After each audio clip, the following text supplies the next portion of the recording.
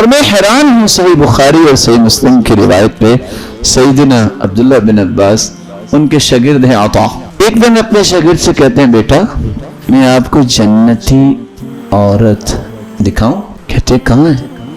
کہا یہ کالے رنگ کی جو عورت ہے نا یہ جنتی ہے۔ کہا وہ کیسے؟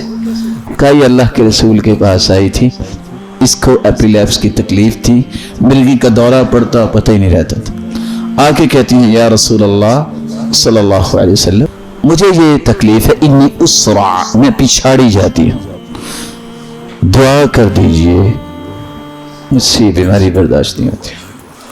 آپ صلی اللہ علیہ وسلم کی زبان پہ اللہ نے ایک فیصلہ جاری کر دیا، فرمایا اچھا یہ بتاؤ، ان شئتی صبرتی ولک الجنہ وان شئتی دعوت اللہ فیعافیکی، چاہتی ہو صبر کر لو جنت کی بشارت دیتا، چاہتی ہے تو میں دعا کر دیتا ہوں اللہ تجھے عافیت سے نواز دیں گے۔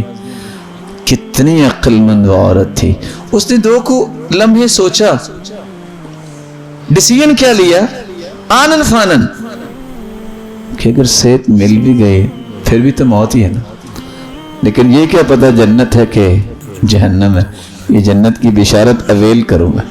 کہا بل اصبر، اللہ کے رسول بس سودا ہو گیا، آپ جنت کی بشارت دے دیں میں صبر کروں گی۔ لیکن غیرت ایمانی دیکھیے، جنت کی بشارت مل جانے کے بعد چلی رک گئی، کہتی اللہ کے رسول بس ایک گزارش ہے، اللہ کے رسول میں بیماری پہ تو صبر کر لوں گی لیکن یہ مجھے برداشت نہیں ہوتا کہ جب میں بیمار ہو کے گرتی ہوں میں بے پرد ہو جاتی ہوں، صرف اتنی دعا کر دیں کہ اللہ مجھے بے پرد نہ ہونے دے۔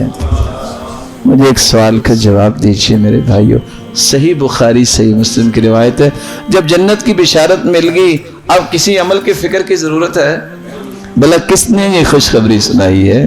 محمد الرسول۔ لیکن غیرت ایمانی کیا کہہ رہی ہے؟